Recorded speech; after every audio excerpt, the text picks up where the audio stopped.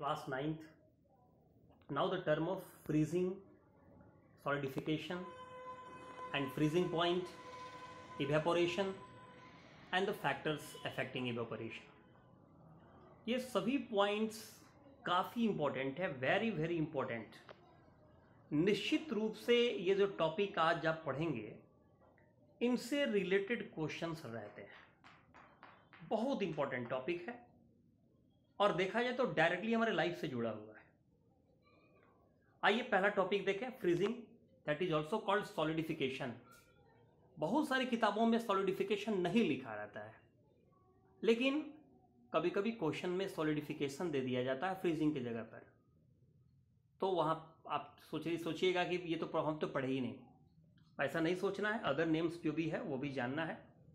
तो ऐसे तो उसके नाम में ही मतलब छुपा है, सॉलिडिफिकेशन यानी सॉलिड बनाने की प्रक्रिया। अब आइए, the process of changing liquids into solids is called freezing और सॉलिडिफिकेशन, यानी वो प्रोसेस जिसके द्वारा लिक्विड सॉलिड में कन्वर्ट हो जाते हैं। तो सॉलिड में कब कन्वर्ट होंगे सोचिए, आप अपने घर में याद करिए, कई बार आप अपने फ्रीजर में पानी वगैरह, आइसक्रीम वगैरह जो कुछ भी रख देते हैं वो जम जाता है।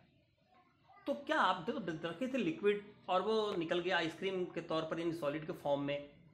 तो ये जो प्रोसेस हुआ जिसमें आपने लिक्विड रखा और एज ए रिजल्ट आपने सॉलिड पाया, इसी को हम कहते हैं सॉलिडिफिकेशन या फ्रीजिंग। अब बात है ये कब होगा, तो ये एक खास टेम्परेचर पर होता है। जब तक वो टेम्परेचर मेंटेन नहीं होगा तब तक वो हो ही नहीं सकता है। उसी टेम्परेचर को हम लोग फ्रीजिंग पॉइंट कहते हैं। अब देखिए, the minimum temperature at which liquid starts to freeze, यानी वह मिनिमम टेम्परेचर जिस पे कोई लिक्विड फ्रीज होना स्टार्ट होता है, उस टेम्परेचर को हम लोग फ्रीजिंग पॉइंट कहते हैं। और फ्रीजिंग पॉइंट अगर वाटर का देखा जाए तो 0 डिग्री सी है। अब जब तक आप 0 डिग्री सेंटीग्रेड मेंटेन नहीं करेंगे अपने रेफ्रिजरेटर में या कहीं भी, अगर अगर इन्वायरमेंट में ही बात करें, अगर 0 डिग्री सी मेंटेन नहीं होगा तब तक कभी भी आइस बनेगा ही नहीं। वाटर कभी फॉर्म होके चेंज होके वो आइस फॉर्म में नहीं जा सकता है। तो आपने देखा, यानी लिक्विड को फ्रीज में कन्वर्टिंग की जो प्रक्रिया है उसे हम लोग फ्रीजिंग कहते हैं या सॉलिडिफिकेशन कहते हैं। और एक सर्टेन टेम्परेचर पर होता है। जैसे वाटर का, सब लिक्विड का अलग अलग टेम्परेचर है। वाटर का हमने बात किया, वाटर जो है 0 डिग्री सी पर जमना स्टार्ट होता है, फ्रीज होना स्टार्ट होता है, इसलिए ये वाटर का फ्रीजिंग पॉइंट होगा। अब है topic evaporation, the process of changing liquid into its vapour by any method is called evaporation. चाहे जैसे भी हो रहा हो, अगर लिक्विड अगर वेपर में कन्वर्ट हो रहा है तो ये कन्वर्ट करने का जो प्रोसेस है इसे हम लोग इवेपोरेशन कहते हैं। और ये एंडोथर्मिक प्रोसेस है। देखिए, एंडोथर्मिक हम लोग अलग से भी पढ़ लेंगे, लेकिन यहां भी बता देते हैं। एंडोथर्मिक यानी एक ऐसा प्रोसेस है जिसमें हीट चाहिए, यानी the process in which heat is required, heat is needed is called endothermic. तो जब तक आपको आप हीट देंगे नहीं, मान लीजिए पानी आपने रख दिया और इसको हीट मिला ही नहीं, तो वो कैसे भाप बनेगा, वो कैसे उड़ेगा, वो कभी बन ही नहीं सकता है वेपर। तो मतलब साफ है, हीट इसको रिक्वायर्ड है। तो जब भी हीट का रिक्वायरमेंट होगा, such reaction, such process is called endothermic process. तो हमारा इवेपोरेशन भी जो है वह इसी तरह का एंडोथर्मिक प्रोसेस है। अब हम बात करेंगे इस इवेपोरेशन को अफेक्ट करने वाले कौन कौन से फैक्टर हैं। बहुत इंपॉर्टेंट टॉपिक है ये। पहला है नेचर ऑफ लिक्विड। जब दुनिया में सारे इंसान एक जैसे नहीं हैं तो सब लिक्विड एक जैसा कहाँ से आया। सब लिक्विड भी अलग अलग नेचर का होता है। नेचर कहने का क्या सेंस है, किसी का बॉइलिंग पॉइंट हाई होता है, किसी का बॉइलिंग पॉइंट लो होता है। अगर हम पानी की बात करें तो पानी का बॉइलिंग पॉइंट 100 डिग्री सी होता है। जब तक 100 डिग्री सी मेंटेन नहीं होगा तब तक पानी जो होगा वह प्रॉपरली इवेपोरेट नहीं होगा। लेकिन वहीं ईथर की अगर बात करें तो 34 डिग्री सी पर ये इसका बॉइलिंग पॉइंट होता है। मतलब साफ है, जैसे नेल पॉलिश वगैरह देखते होइएगा, सब में ईथर यूज होता है। अगर आप उसको खोल दें तो धीरे धीरे सब इवेपोरेट हो जाएगा। यानी कि ये किसका बॉइलिंग पॉइंट किस नेचर का है इस पर डिपेंड करता है। यानी अगर लो बॉइलिंग पॉइंट वाला होगा तो इवेपोरेशन बहुत जल्दी स्टार्ट हो जाएगा।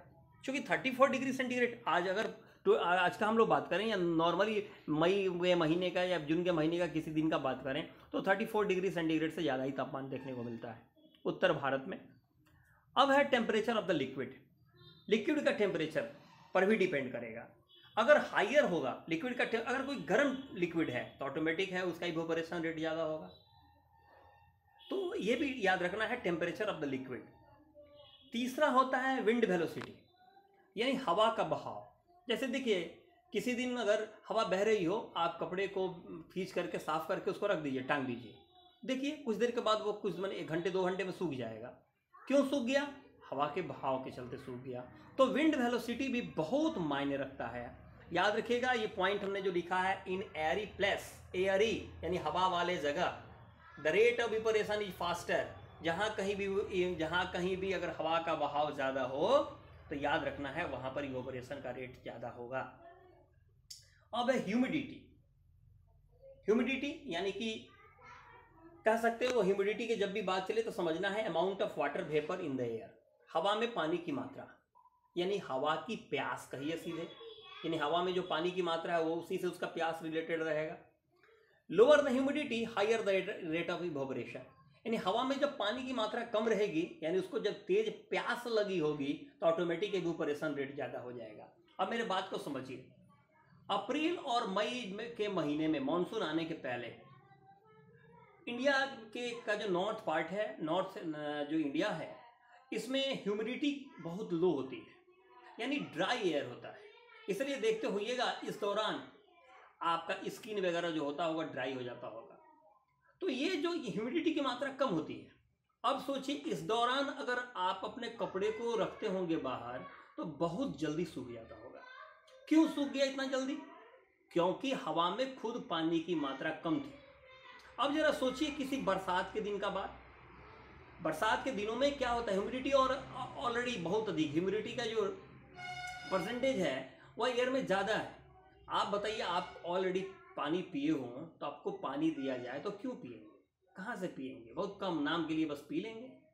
ठीक वैसे ही यानी कि जब ह्यूमिडिटी हायर होगा तो इवापोरेशन रेट लोअर होगा, और जब ह्यूमिडिटी लोअर होगा तो रेट ऑफ इवापोरेशन हायर होगा। अब है surface area. More the area more is the rate of evaporation. जैसे मैं बताता हूँ आपको, 1 लीटर पानी ले लेते हैं। 1 लीटर पानी को मैं किसी थाली में रख देता हूँ और 1 लीटर पानी ही जो आपका वाटर बॉटल है उसमें रख देता हूँ। वाटर बॉटल का जो ओपनर है, ढक्कन है, मैं उसको खोल के धूप में रख दिया, और थाली में जो हमने पानी 1 लीटर रखा था उसको भी रख दिया। पूरा दिन हमने मौका दिया, मान लीजिए पूरा दिन छोड़ दिया ओपनली उसे। शाम के वक्त हम लोग देख रहे हैं कि इसमें कितना पानी बचा हुआ है।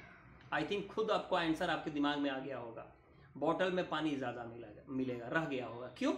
क्योंकि बॉटल का जो ओपनिंग एरिया था वह क्या था, कम था, लेकिन थाली का तो एरिया बड़ा है, तो सरफेस एरिया बड़ा है, मतलब साफ है। जब सरफेस एरिया ज़्यादा था इसलिए इवोपोरेशन का रेट ज़्यादा रहा, ज़्यादा से ज़्यादा हिस्से का पानी इवोपोरेट होते रहा।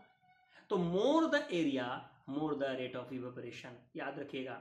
इसी से सोचिए सी, ओशन, इनका सरफेस एरिया कितना बड़ा है, इसलिए वहाँ पर इवोपोरेशन बहुत अधिक होता है। ये जो बादल जो बने होते हैं, क्या हमारे यहाँ आपके जो थोड़ा बहुत हम लोग पानी फेंक देते हैं उससे बनते हैं? बिल्कुल नहीं।